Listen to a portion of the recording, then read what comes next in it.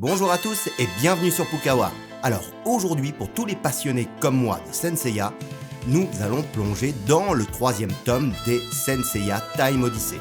Une saga qui nous fait vraiment vibrer et revisiter l'univers mythique du maître Kurumada avec une intensité et une émotion folle. Mais est-ce que ce tome 3 tient-il ses promesses? Est-il à la hauteur des attentes? Installez-vous, on décortique tout ça ensemble.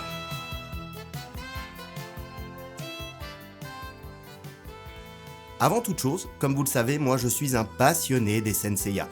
Je vous montre un petit peu, voilà, ma collection personnelle, une petite collection, mais qui a une valeur immense.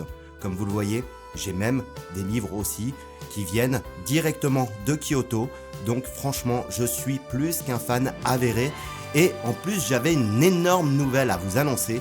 Je fais partie désormais des Kana testeurs pour les éditions Kana. Une opportunité incroyable qui va me permettre de découvrir en avant-première certaines pépites et partager avec vous mon avis sur ces sorties exceptionnelles.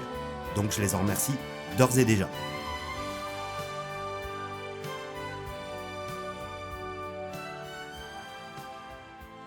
Avant de parler de ce 3e tome consacré à Yoga du Cygne, nous allons quand même parler des 2 premiers qui pour moi étaient aussi 2 tomes très importants.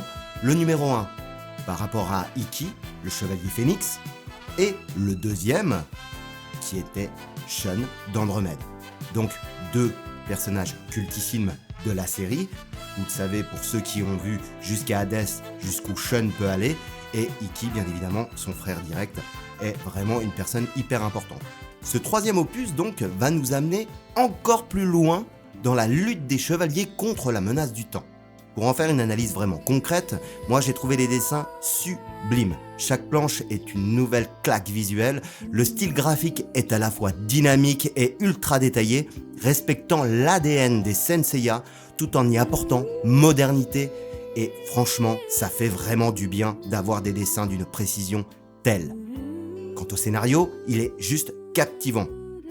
Pas question de simple nostalgie ici, l'histoire est bien rythmée avec des révélations qui approfondissent le lore et donnent une dimension encore plus épique au conflit entre les chevaliers. Quant au respect de l'œuvre originale, contrairement à certains spin-offs discutables, Time Odyssey sent le bon respect et l'amour pour l'univers de Masami Kurumada. Et on retrouve cet esprit de combat et de sacrifice qui fait l'essence de Saint Seiya. Seul petit bémol, quelques petites longueurs par moment peut-être, mais honnêtement, si vous êtes fan comme moi, vous serez bien trop absorbé pour vraiment vous en plaindre. Alors, est-ce que je vous ai donné envie d'acquérir ce Saint Seiya Time Odyssey tome 3 ?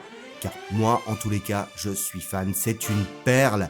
On a de l'action, de l'émotion, du respect de l'œuvre originale, que demander de plus ?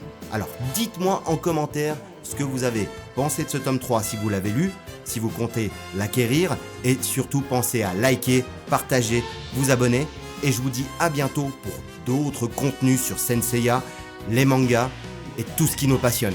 Allez, que la Cosmo Énergie soit avec vous, et à très vite pour de nouvelles vidéos. C'était Cédric pour Pukawa.